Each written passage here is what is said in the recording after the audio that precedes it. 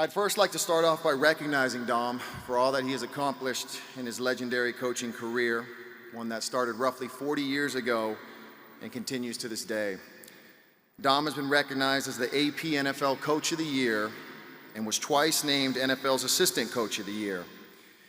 He's also coached countless Pro Bowlers, All-Pros, 2 defensive MVPs, and several Pro Football Hall of Famers. But Dom, I think your greatest accomplishment is that in 2010, you put together the number 2 ranked defense that would force 3 turnovers against the Pittsburgh Steelers and allow us to bring home this franchise's 4th Lombardi Trophy.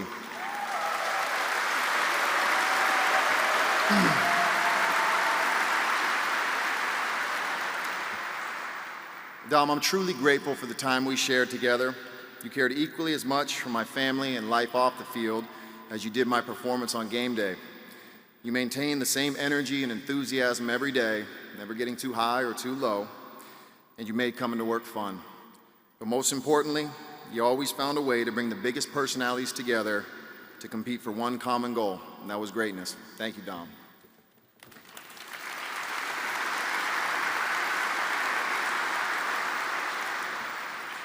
I'd also like to thank 2 men who are not here with us anymore who are instrumental in my career here in Green Bay. That first man is Ted Thompson. In the 2009 draft, the Packers had already drafted B.J. Raji with a top 10 pick to be the centerpiece for Dom's new 3-4 defense. After getting their guy, I'm sure the draft room had every reason to be excited about who would be the team's 2nd round pick, as well as the 2 third-round picks they had that year. Rather, Ted opted to move back into the 1st round while trading away those 3 picks to draft an unproven and unheralded kid out of Southern California. To say Ted took a risk is an understatement. After all, I finished my collegiate career with only 5.5 sacks in 5 years. Hell, I was better in the classroom than I was on the field. I was 1st team All Pac-10 as a student, 2nd team as an athlete. I don't know if I should feel embarrassed or proud. But Ted saw something that very few did: potential. Ted was the architect for one of the most successful eras in Packers history, thanks in large part to a lot of former players who are in this room. I'm forever grateful for his belief in me and his belief in this organization that would so profoundly change my life. The second gentleman is the late Kevin Greene, KG as most knew him by. KG lived life with an intensity that was unmatched. He showed up each and every day with one sole purpose: to kick ass. Literally, just go on YouTube, watch the time he spent in the WCW. So many spears with Goldberg. He was old school. He coached and played for the love of the game. And you would be hard-pressed to find just one person KG didn't positively and profoundly impact. No one more than me. For as intense as KG was, he was equally as loyal and protective.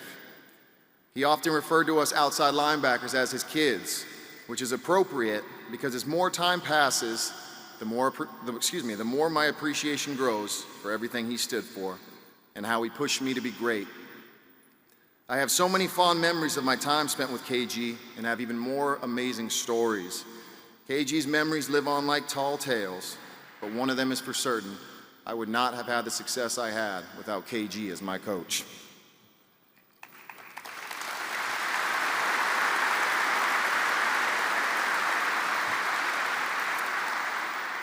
Growing up in a football family where my father, uncle, and grandfather not only played in the NFL but did so at the highest level, it was easy for everyone to assume that I would be the next generation of Matthews men to play in the NFL. Admittedly, that was my plan all along. After all, some of my greatest childhood memories were of my father's game days, running on the field with my siblings post-game, or leaving the locker room with cleats from guys like Eric Metcalf, Jamal Anderson, and Craig Ironhead Hayward.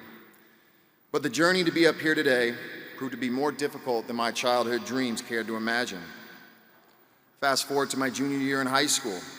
I had just started to physically mature, which was several years later than many of my peers, and made high school all the more fun. I was undersized, slow, and weak, and suffered a myriad of ailments like Osgood-Schlatter, Seaver's disease, and shin splints, to name a few. It's probably worth mentioning that my dad was our high school team's defensive coordinator and opted not to start me as a junior, which is arguably the most important year for college recruiting. Where's the nepotism, Dad? Come on. Ultimately, I received 0 scholarships during my senior season and decided to walk on at the University of Southern California, a team that was coming off a national championship and was littered with 5-star recruits and blue-chip athletes.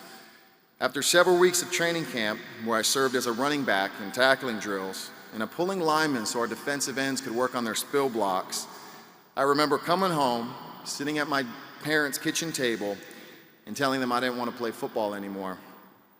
But my dad told me the same piece of advice that his dad told him: quitting is not an option. If you start something, you finish it.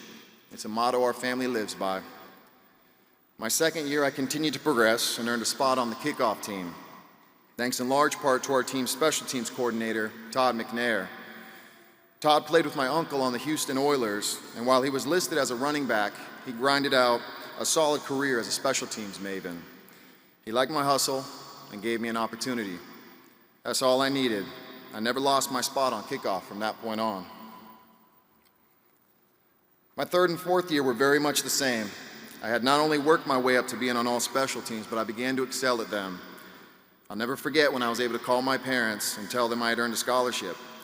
I can still recall the excitement and joy in their voices. I had given my family something to be proud of. Yet despite my success on special teams, I was still only able to see the field at my natural linebacker position when we had a comfortable lead.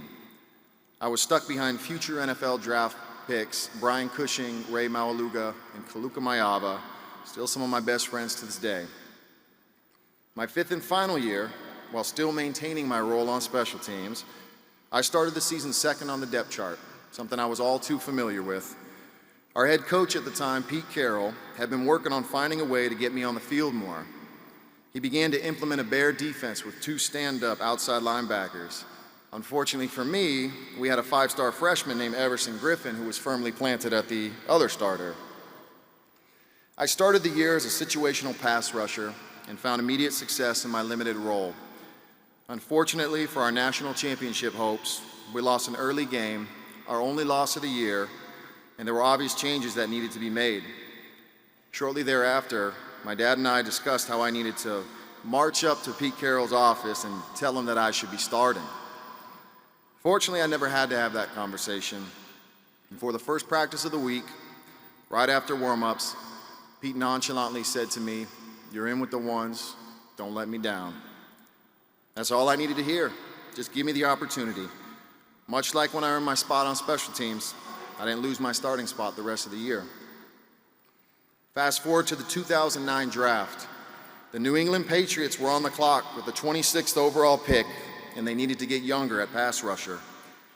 Bill Belichick had also been the head coach of the Cleveland Browns when my dad had played for them, so it only made sense. That was until a 920 number rang my phone and the Packers graphics flashed on the TV with a trade. The conversation was brief, but whomever I spoke to asked if I wanted to be a Green Bay Packer. Of course, I said, but Green Bay was never on my radar. So almost immediately I hopped online to search where Green Bay was. Wisconsin. Okay, great. Where's Wisconsin? I have a funny draft day story. My mom has a tendency of taking a walk during stressful times within sporting events. She spent most of Super Bowl 45 walking the concourse. The draft was no different, and for an hour or so after I received that call from Green Bay, she had thought I'd been drafted to New England. She was shocked, to say the least, when someone broke the news to her. But the relationships my mom, and dad for that matter, were able to create is everything you need to know about how special this place truly is. Like Lisa from the Pro Shop, Elmer, who worked the family parking lot on game day, Vicky from the club level at Lambeau, as well as Corey, Lambeau's facility supervisor and our most overqualified handyman. For a kid who grew up on the West Coast, never in my wildest imagination did I think I would land in Green Bay, Wisconsin. And I can honestly say, I wouldn't have it any other way. I still remember my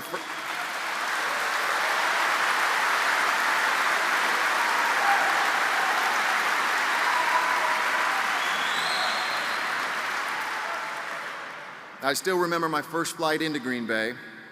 I was on my way to rookie minicamp, and a gentleman by the name of Kabir Baja Biamila was sitting across from me.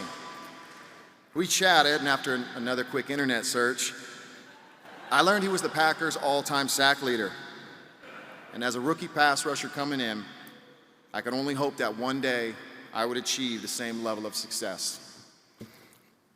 I'm standing here today being honored as an individual while recognizing that this achievement isn't possible without the help of so many others within this amazing organization.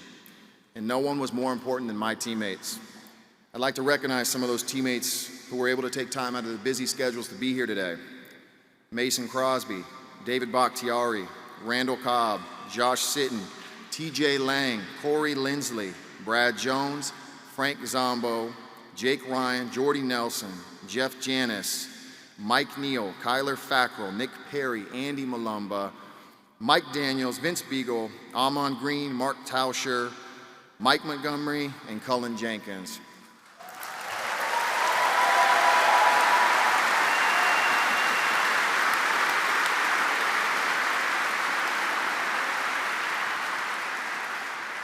Unfortunately, Aaron couldn't be here today, rightfully so, but he did text me early today that he was going to lock himself in a dark closet, sip on some ayahuasca, and join us in spirit. So thank you, Aaron, wherever you are. I'm sorry. You guys challenged me, supported me, encouraged me, and most importantly, provided some of the best years of my life. Aaron Campman, I want to thank you as well. Even though our paths crossed for only a few brief months during my rookie season, your approach and understanding of the game allowed me to see how a true professional conducts himself. I'd like to thank Mike McCarthy, Mark Murphy, along with every other coach and assistant who was hands-on every day and worked tirelessly to put us in the best position possible to succeed. That also includes the training room. Flea, Nate, Pepper, Kurt, Doc McKenzie, and Doc Gray, as well as the equipment room. Red, T-Bone, Odie, Kevin, Nearing, and Gruber. Thank you to all these men who will never receive the recognition they deserve, but were and continue to be some of the most instrumental members of this organization. I'd also like to thank Butnick, Sarah, Jason, and Tom for managing my media responsibilities and trying their hardest to keep me in line. And I also need to give a special thanks to my off-season trainers, Ryan Capretta, Brian Sorensen, and Tito. My physical ability and mental strength were a direct result of the countless hours each of you invested in me. Time to get emotional. To my brothers, Kyle, Brian, and Casey, you guys are my best friends and biggest supporters. I look back on our childhood memories with such fondness, and I'm grateful that we have remained so close. You guys provide endless laughs, and I love nothing more than when we can all get together and act like the O'Doyles, much to the embarrassment of our wives. O'Doyle rules. Yeah, thank you. To my sister, Jennifer, I couldn't have asked for a more supportive and loving sister. I know growing up in a house full of boys couldn't have been the easiest, but you have always had my back and have always looked out for me. Thank you for being such an amazing aunt to my children as well.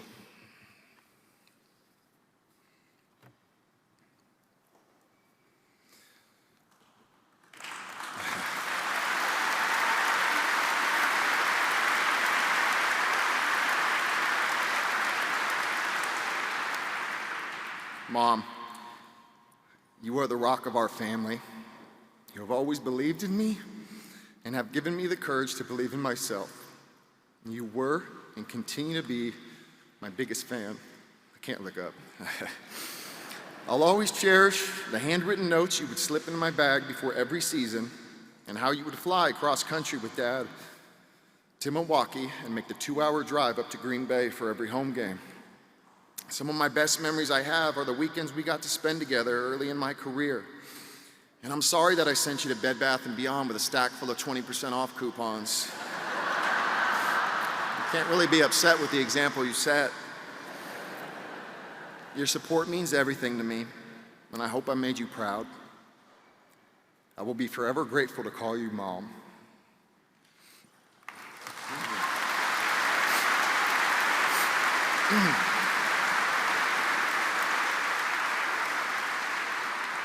Dad, you are an incredible man, not just for what you were able to accomplish on the football field, but for how you represented yourself off the field as well.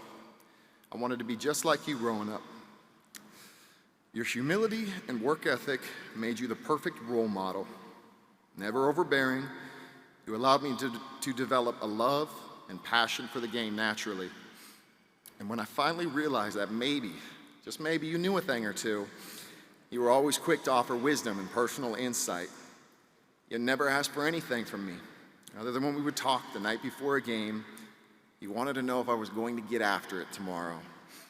It was rhetoric, because with the example you set, you already knew the answer. I'm 38, married with 3 kids, and Dad, I'm still looking up to you.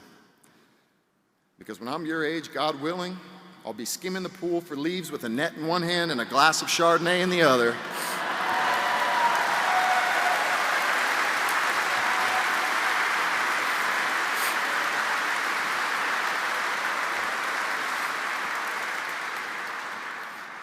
Lastly, to my beautiful wife and our 3 children, Casey, you are truly what holds our family together.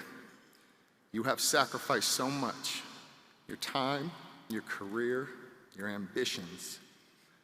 I recognize that an athlete's relationship with their sport is selfish at times, and you have handled that with such grace. You have allowed me to chase my dreams and be my best self, and I'm forever grateful. You are the love of my life, my best friend, and my fiercest supporter. I want you to know that I see everything you do for our family, and I'm so proud to call you my wife. To my kids, Clay, Maddie, and Colton, I'm sure you're more confused than ever seeing Dad so emotional up here. But I want you all to know that you kids are my real legacy. So be great. Don't be afraid to fail. And no matter where your dreams take you, I'll always be there to support you and celebrate all your achievements. Dad loves you so much.